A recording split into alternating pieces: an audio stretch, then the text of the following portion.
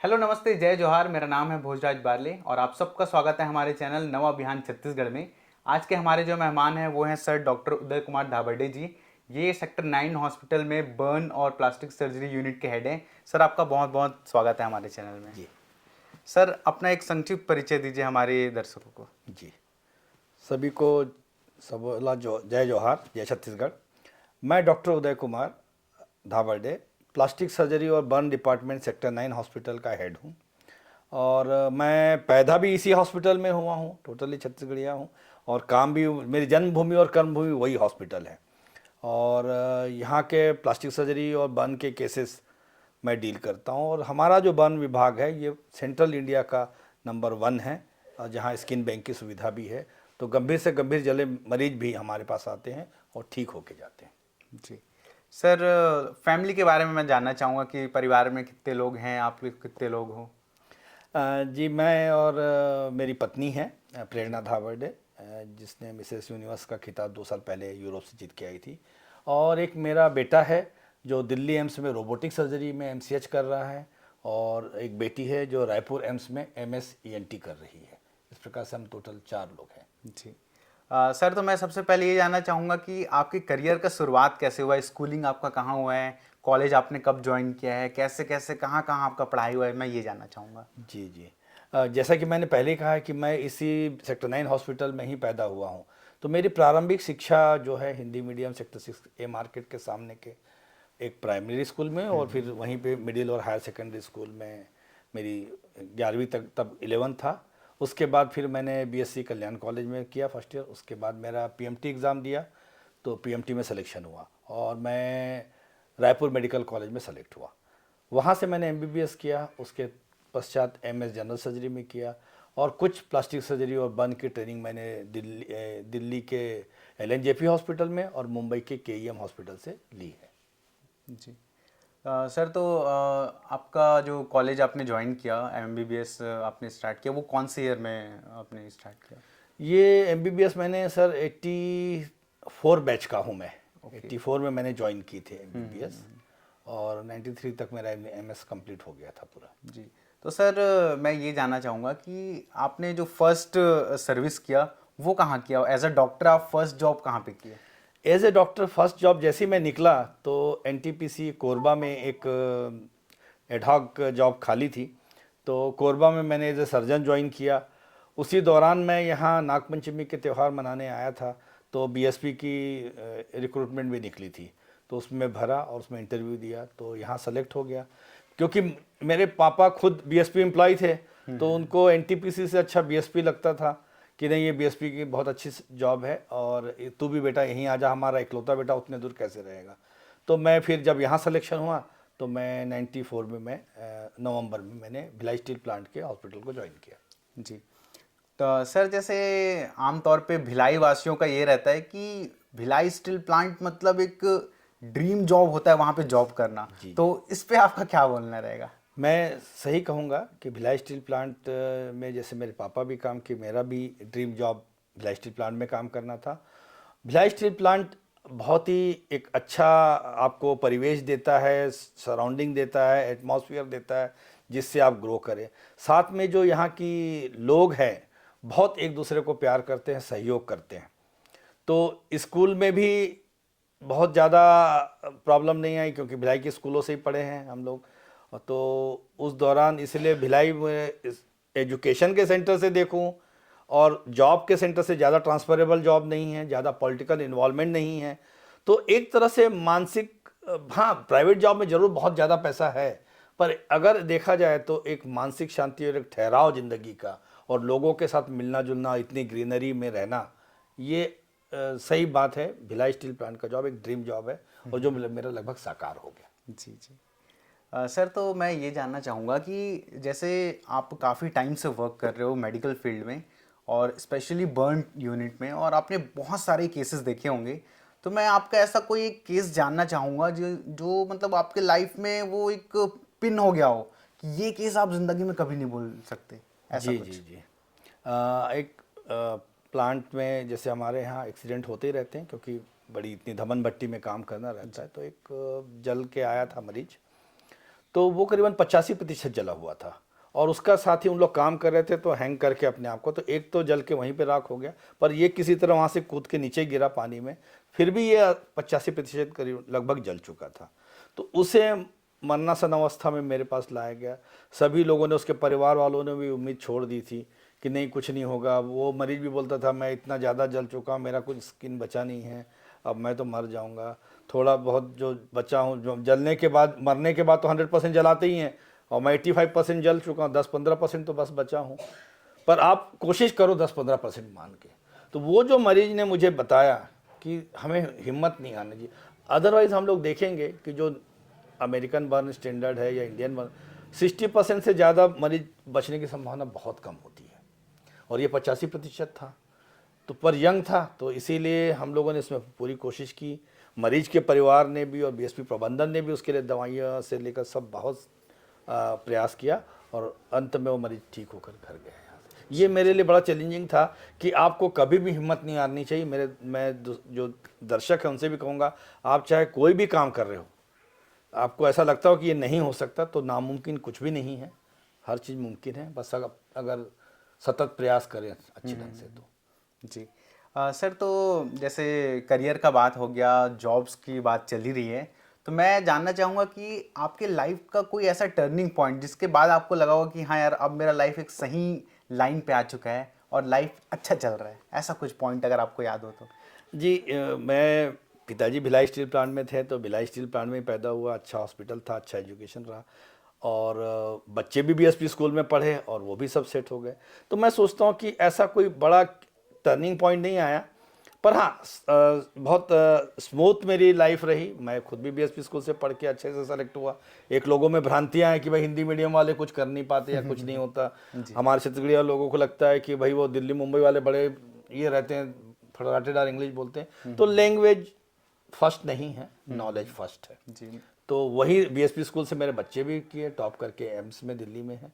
तो एक turning point, जब बच्चे दोनों सेटल हो गए तो मुझे लगने लगा कि नहीं, मेरा बीएसपी में जॉब करना सफल हुआ। और उसके शुरू से ही मैं लगातार फिर समाज सेवा में इतना, मैंने बोला दोनों बच्चे चले गए, सेटल हो गए हैं, तो अब मैं अपना पूरा वक्त, ज्ञान और पैसा और ताकत सब लोगों में सेवा में दे दूँ। ये आपने बिल्कुल सही कहा सर कि हिंदी मीडियम वाले बच्चों में आम तौर पर ये चीज़ रहता है, ये मेंटेलिटी है कि हमारा उस ऊंचाई तक जाना थोड़ा पॉसिबल नहीं है जिस हिसाब से इंग्लिश मीडियम वाले बढ़ते हैं। तो ये बिल्कुल सही कहा आपने।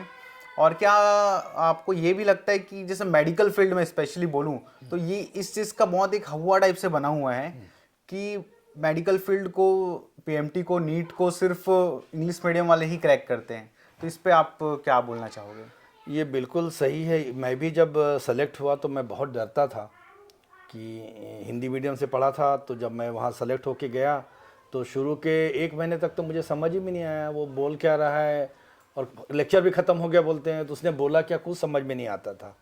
फिर धीरे धीरे मैं उसको समझने की कोशिश किया, उसको हिंदी ट्रांसलेट करके देखता था, या उसको हिंदी में ही लिख देता था, इंग्लिश को वेयर को तो वेयर करके लिख देता था। तो इस प्रकार से मैं धीरे धीरे आगे उसमें बढ़ के, थोड़ा मेहनत एक्स्ट्रा ज़रूर लगती है हमें, पर अगर लगातार हम मेहनत करें और सही दिशा में करें तो संभव है। और अभी की जो सरकार है उन्होंने तो हिंदी मीडियम में भी कर दिया मेडिकल का, तो ये मैं सरकार को बहुत धन्यवाद दूंगा कि बहुत सारे बच्चे इस कारण डरते थे, छोड़ देते थे, तो जो अपने आत्मबल से कमज़ोर होते थे, तो एक अच्छा डॉक्टर हमारे जो हमसे छूट जाता था। तो मैं सरकार को इस मामले में धन्यवाद दूंगा कि उन्होंने इस कोर्स को हिंदी में भी कर दिया अभी। जी। सर, मैं ये जानना चाहूँगा कि छत्तीसगढ़ सरकार जो है वो मेडिकल फील्ड में ऐसा और क्या बेहतरी कर सके जिससे आम जनता को एक सहूलियत मिल सके और अच्छे से? जी, जो सरकार है वो तो अपनी, छत्तीसगढ़ सरकार पूरी प्रयत्न कर ही रही है। और अभी जो चिकित्सा, जो मैं शुरुआत किया था और आज मैं देखता हूँ तो चिकित्सा का जो स्टैंडर्ड है, बहुत अच्छे हॉस्पिटल आ गए हैं। पर वो एक ही चीज़ है कि वो ज़्यादातर महानगरों तक सीमित है। वो फैसिलिटी जो दिल्ली मुंबई में, वो छत्तीसगढ़ में भी है, पर केवल कुछ बड़े महानगरों में है। अगर इसे ही विस्तारित किया जाए थोड़े और अंदर तक, तो हमारे मरीजों को बहुत ज़्यादा मिलेगा और जो कुछ ऐसे जो डॉक्टर नहीं होते हुए भी उनका गलत सलत इलाज करते हैं, तो उनको सही मार्गदर्शन तो मिल ही जाएगा। तो हमें अंदर तक थोड़ा जड़ तक जाने की जरूरत है। सर एक एक जनरल पब्लिक के मैं पॉइंट ऑफ व्यू से एक डॉक्टर को मैं पूछना चाहता हूँ कि ऐसे कुछ स्टेप्स बताइए जिससे हम पहले ही सतर्क रह सकें कि हमें डॉक्टर के पास जाना ना पड़े। जी बिल्कुल, आपका एकदम सही ये प्रश्न है। Prevention is always better than treatment. तो हमें जो अभी बहुत सारी बीमारियां हैं, ये लाइफ स्टाइल डिजीजेज हैं। जो हमारे पूर्वज लोग थे वो, और पहले के लोग हैं, हमारे मम्मी पापा हैं, आपके मम्मी पापा हैं, ये लोग फिजिकल वर्क बहुत ज़्यादा करते थे, चलते थे, और खाना भी इनका जो रहता था ये जो मिर्च मसालों से दूर एकदम सादा सिंपल खाना रहता था। तो इसलिए उनकी जो ज़्यादा उनको समस्याएं नहीं होती थी। अब हमारी लाइफ स्टाइल ऐसी हो गई कि हम मोबाइल या कंप्यूटर लैपटॉप पे बैठे रहते दिन भर, तो बैठने से हमारा एक सिस्टम खराब हो जाता है। जैसे कोई गाड़ी अगर 5-7 दिन बंद रहे तो फिर उसको चालू करना दिक्कत जाता है, तो वैसे ही हमारा जो लाइफ है थोड़ा फिजिकल वर्क हमारा कम हो गया, मेंटल वर्क ज़्यादा हो गया। तो उसको हमें बैलेंस करके चलना है। अगर हम अपना खान पान अच्छा रखें और शारीरिक व्यायाम करें, और जैसे अभी स्ट्रेस ज़्यादा है तो थोड़े से मेडिटेशन या कुछ ये कर ले, तो इस समस्या से निजात पाया जा सकता है। क्योंकि जो टेक्नोलॉजी बढ़ रही है तो उसका उपयोग भी ज़रूरी है। अगर आप लोग कंप्यूटर पे काम नहीं करेंगे या टीवी मीडिया नहीं रहेगा तो हम लोग को जानकारी नहीं पहुंच पाएगी। तो ये आप लोग को धन्यवाद भी है कि आप इसके जरिए बहुत लोगों तक पहुंचा सकते हैं। जी सर, जैसे मैं आपके बारे में थोड़ा स्टडी कर रहा था तब मुझे पता चला कि आप मूवीज़ वगैरह का ये बहुत शौकीन हो और मूवीज़ वगैरह भी कर रहे हो, तो इस बारे में थोड़ा बताइए। जी जी। मैं ये जो मीडिया है, सोशल इलेक्ट्रॉनिक प्रिंट मीडिया, इसे मैं पुराने साधु संतों के जैसा मानता हूँ। जैसे वो संत हर जगह जा जा के प्रचार प्रसार करते थे, तो अब उतना दूर दूर तक तो जाना मुश्किल है। तो अगर आप कोई ऐसी चीज़ बनाते हो जो सोशल मीडिया पे डाल देते हो, तो आप बहुत ज़्यादा लोगों तक कम समय में पहुंच सकते हो। तो उसी तारतम्य में मैंने 2-3 छोटी मूवी बनाई है, शॉर्ट मूवी बनाई, और जो भी मूवी बनाई वो समाज को एक संदेश देने वाली बनाई। एक जैसे डेथ केक मूवी बनाई थी, जैसे आजकल का चलन है, केक काटते हैं और उसको लगा देते हैं उसके मुंह पे, तो वो 4 दोस्त लोग रहते हैं, उसको लगा देते हैं तो वो उसकी सांस रुक जाती है, वो नाक में जो केमिकल रहते हैं वो उसके नाक में चले जाता है और वो तड़पता है। तो उसके दोस्त लोग हंसते हैं कि भाई ये नाच रहा है करके, जबकि थोड़ी देर में गिर जाता है। फिर उसे हॉस्पिटल ले जाया जाता है, पूरा नाक वाक क्लीन करके वो बच जाती है उसकी जान।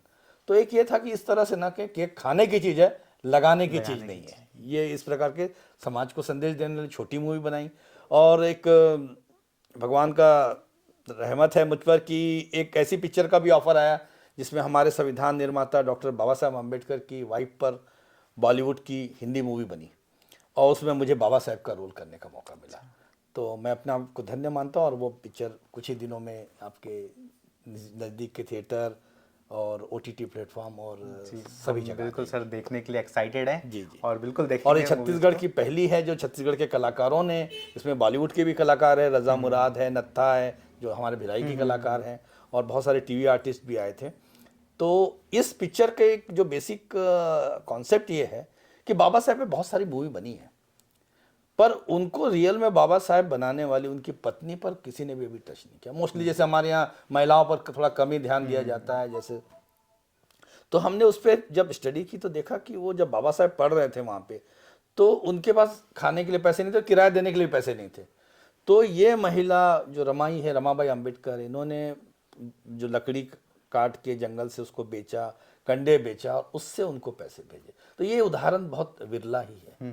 तो एक ऐसी जो मूवी के द्वारा हम भारतवासियों को और विश्व के लोगों को बताना चाहेंगे कि महिलाएं सही में बहुत सशक्त होती है, उनमें बहुत सारी अच्छाइयाँ हैं, और हर महिला रमाई और लक्ष्मीबाई और सब है, उनमें सारे गुण हैं। आप अपने गुणों को पहचानिए और आगे बढ़िए। जी सर, बात की कड़ी को आगे बढ़ाते हुए मैं जानना चाहूँगा कि सोशल सर्विस में आपका आना कैसे हुआ और कब से आप सोशल सर्विस में हो? मैं जैसे ही मैंने डॉक्टरी ज्वाइन की थी तो मेरे मन में था कि मुझे ये जो पेशा मिला है, यह ठीक करने का, लोगों को एक ठीक करने का एक मौका है। तो वो जो मरीज जो मेरे पास भिलाई स्टील प्लांट के हॉस्पिटल में आएंगे, वो कार्ड वाले होंगे, उसके जो BSP के पेशेंट होंगे, तो जो नहीं आ सकते वहाँ पे उनको कैसे ठीक किया जाए। तो फिर मैंने कैंप लगाना चालू किया, और यहाँ कोसा नगर में भिलाई में संविधान दिवस का एक मेला भरता है 2 दिवस। तो वहाँ जब से वो चालू हुआ है, मतलब लगभग 30 वर्षों से, तब मैं लगातार 2 दिवसीय चिकित्सा शिविर वहाँ पे भी लगाता हूँ और आसपास के ग्रामीण परिवेशों में भी उनको लगाता हूँ, जहाँ हम उनकी बीमारियों का इलाज करते हैं और जो राष्ट्रीय कार्यक्रम रहते हैं उसके बारे में भी बताते हैं, साफ़ सफाई के बारे में बताते हैं और गर्भवती महिलाओं को भी उनके बारे में बताते हैं कि कैसे केयर की जाए। और बहुत सारी जो महिलाएं हैं जो अपने माहवारी और ये सब प्रॉब्लम से शर्माती है बात करने में, तो हमारे साथ लेडीज डॉक्टर रहती है और उनके हाइजीन के बारे में, स्वच्छता के बारे में बताती है।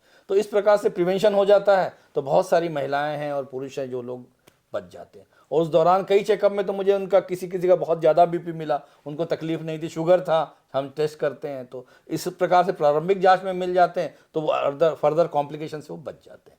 तो एक हमारे जो जान बच जाती लोगों की, तो एक बड़ा अच्छा सा सेटिस्फेक्शन मिलता है, रूहानी सुकून जो बोलते हैं। इसलिए मैं लगातार उसमें जुड़ा रहता हूँ और बहुत सारे संस्थाएं हैं जो मुझे बुलाती है और ये सहयोग और मुझे ये सम्मान देती है और मुझे ऐसे ये करवाती है अच्छा काम कि भाई आप यहाँ पे भी मेडिकल कैंप लगाइए, यहाँ हर जगह लगाइए, या लेक्चर भी दिलवाती है कि आप कैसे स्वच्छता पे कैसे करें, बर्न से कैसे बचें, इस प्रकार के। जी sir, at the end, last but not the list, मैं ये जानना चाहूँगा कि मतलब जानना नहीं चाहूँगा बट यूथ के लिए आप कुछ मैसेज दीजिए जिससे वो अपने लाइफ में एक बेहतरी की ओर बढ़ सकें।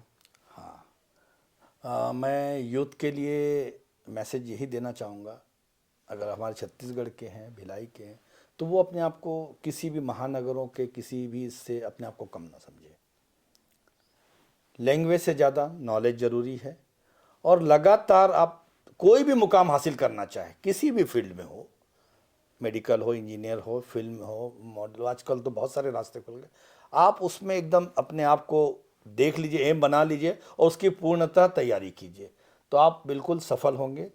और साथ में अगर आप जब जॉब पकड़ लेते हैं या बिजनेस में सक्सेस होते हैं, तो पे बैक टू सोसाइटी, जिस समाज से आए, जिन लोगों से आए, उनकी सेवा के लिए ज़रूर अपना 20% मनी हो, तन मन धन, उनके लिए ज़रूर, ताकि वो भी आगे आ सके। ये एक मेरा संदेश है। सर, आपको अभी तक कौन से सम्मान, अवार्ड्स मिले, ये थोड़ा मैं जानना चाहूँगा। जी, मैं जैसे कि मैंने कहा कि मैं शुरू से ही पढ़ाई में भी अच्छा रहा और समाज सेवा में भी रहा, तो दोनों ही फील्ड में मुझे बहुत सारे सम्मान मिले। जो यहाँ का भिलाई स्टील प्लांट की तरफ से जो नेहरू ग्रुप सम्मान है वो मुझे 3-4 बार मिला है, और एग्जीक्यूटिव में इंडिविजुअल सम्मान है, व्यक्तिगत सम्मान जो सबसे बड़ा होता है, जवाहर अवार्ड, वो भी मुझे बीएसपी की तरफ से मिला है। और सामाजिक कार्य के लिए मुझे दिल्ली के दलित साहित्य अकादमी से अम्बेडकर पुरस्कार मिला है, और अनेक समाज के लोगों के द्वारा सामाजिक समरसता सम्मान है, और शहीद अपने वीर नारायण सिंह सम्मान है, और बहुत सारे ऐसे सम्मान हैं जो मुझे मिलते रहे सामाजिक कार्यों के लिए। जी sir, thank you so much हमें ज्वाइन करने के लिए। आपसे बात करके, आपके बारे में जान के बहुत अच्छा लगा, और मैं उम्मीद करता हूँ कि जो दर्शक है उनको भी जान के, सुन के, आपके बारे में, आपके करियर के बारे में जान के ना बहुत इंस्पिरेशन मिलेगा और अपने लाइफ में अच्छा आगे बढ़ सकेंगे, काम कर सकेंगे। Thank you so much sir join करने के लिए। धन्यवाद आपका भी भोजराज। आपके इस चैनल के माध्यम से अगर हमारे 2-4 लोग भी हमसे इंस्पायर होकर अच्छा काम कर ले, तो आपका और मेरा मिशन जो छत्तीसगढ़ को अच्छा बनाने का है, हम लोग उसमें कामयाब रहेंगे। जय जोहार, जय छत्तीसगढ़, जय भारत।